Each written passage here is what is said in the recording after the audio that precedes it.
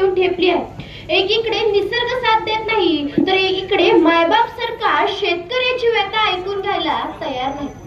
आजची मायमाऊली आपल्या नातवाला दिवाळीला ओळखताना म्हणते, इडापिडा टोळो आणि बळीचं राज्य येऊ. पण हे बळीचं राज्य येताना काही दिसतच नाही. तिची अशी अपेक्षा आहे की अजूनही बळीचं राज्य यावं. नमस्कार, मी दानवेची साक्षी सुनील बाबर. धनाजी दादांची जी शेतकऱ्यांना न्याय मिळवून द्यायची तळमळ आहे, ती तळमळ बघून मला या व्यासपीठावरती व्यक्त व्हावंच वाटतंय. सन्माननीय व्यासपीठावर उपस्थित शेतकऱ्यांवर होणाऱ्या अन्यायाला वाचा फोडून शेतकऱ्यांना न्याय मिळवून द्यायचा एक प्रामाणिक प्रयत्न करणारे खरे लढवय्ये, ते आदर्श योद्धे, आंदोलन अंकुशचे प्रमुख धनाजी दादा चुळमुंगे आणि या संघटनेतील सर्व शिलेदार आणि आपण मायबाप. आज आपण स्वतंत्र झालो म्हणून आपल्या सरकारने आपल्याला स्वातंत्र्याचा अमृत महोत्सव साजरा करायला सांगितला आणि आपण तो तिरंगा घेऊन साजराही केला.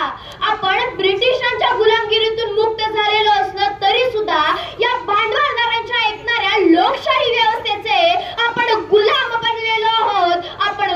बनलेलो आहोत. आज आपण शेतकरी मायबाप आपल्या समस्या घेऊन सरकारकडे जातो, आपले प्रश्न घेऊन सरकारकडे जातो. मात्र हेच सरकार आपल्या या शेतकरी बांधवांवरती गुन्हा दाखल करतो.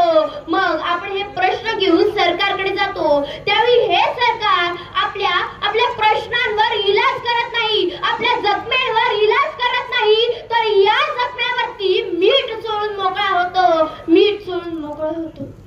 मला या सरकारला विचारायचं आहे, पूर्वीपासून शेतकरी आपल्या शेतात पिकवलेलं पीक भाजीपाला वाटून खाणारा हा आपला शेतकरी, दारात कुत्रा आला घरात जेवताना आपल्या ताटातली अर्धी भाकरी कुत्र्याला देणारा आपला शेतकरी, कोणतर शहरातून आलं तर दादा एक ऊस देता का म्हणल्यावर एकच का 4 घ्या म्हणून ऊस मोडून देणारा हा शेतकरी, अरे साऱ्या जगाची भूक भागवणारा हा जगाचा पोशिंदा आज मात्र उपाशीपोटी मरत आहे. त्याच्यावर उपाशीपोटी मरण्याची वेळ आलेली.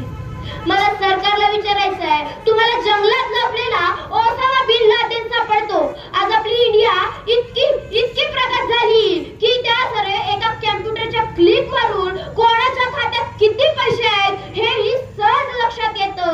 आज आपला भारत इतका प्रगत झाला की लाखो किलोमीटर दूर चंद्रयान सोडून चंद्रावर काय आहे हे आपल्याला समजलं. कोणत्या समुद्र किनाऱ्यावर वादळ आहे आणि ते किती वाजता कोणत्या किनाऱ्यावर धडकणार हेही आपल्याला घरी बसून समजतं. मात्र माझ्या शेतकरी बापाला न्याय का मिळत नाही? दिवसा ढवळ्या माझ्या शेतकरी बापाला दिवसा ढवळ्या लुटणारे पांढऱ्या कपड्यातले हे दरोडेखोर तुम्हाला का सापडत नाहीत, का दिसत नाही?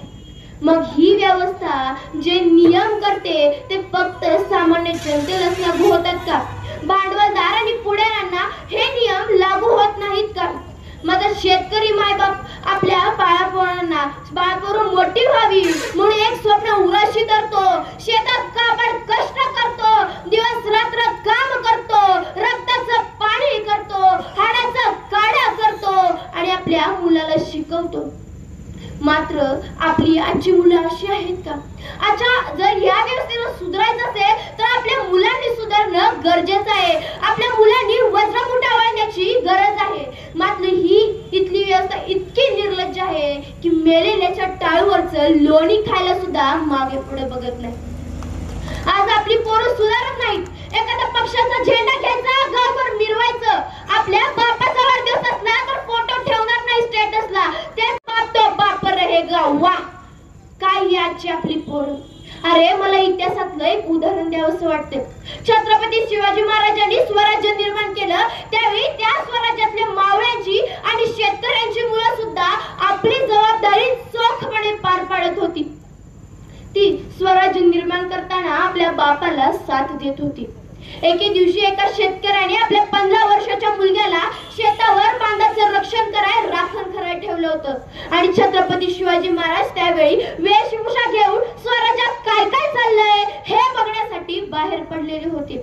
आणि त्या मुलाला हे छत्रपती शिवाजी महाराज आहेत हे माहित नव्हते. तो छत्रपती शिवाजींना म्हणतो, खबरदार चिंधड्या उडवीन राई राई एवढ्या, चिंधड्या उडवीन राई राई एवढ्या. कोण कुठल्या गावचे पाटील तुम्ही कुठे चालला, कोण कुठल्या गावचे पाटील तुम्ही कुठे चालला. वेश ओलांडून तिरसे पोर म्हणून हसण्यावरती वेळ नेऊ नका, पोर म्हणून हसण्यावरती वेळ नेऊ नका.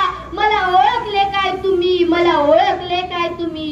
हा मर्द मराठ्याचा बच्चा असे माझे हाडलेच्या पेचान असे, हा मर्द मराठ्याचा बच्चा असे माझे हाडलेच्या पेचान असे.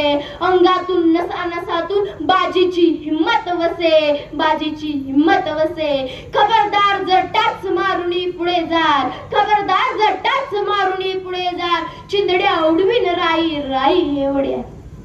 काय त्या काळातील स्वराज्यातील मुले जी आपली जबाबदारी चोखपणे पाळत होती आणि आजच्या काळातील आमची मुले या पुढाऱ्यांच्या इशाऱ्यावरती नाचणारी मुले.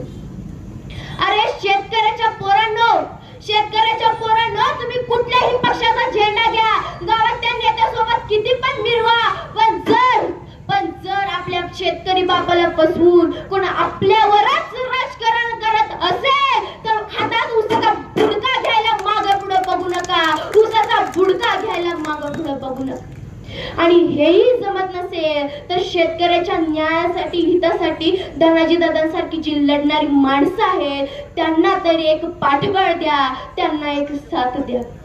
जाता जाता एवढंच म्हणेन, उठून सारे रान, उठून सारे रान, पेटून सारे रान. शेतकऱ्याच्या राज्यासाठी लावू पणाला प्राण, शेतकऱ्याच्या राज्यासाठी लावू प्राणाला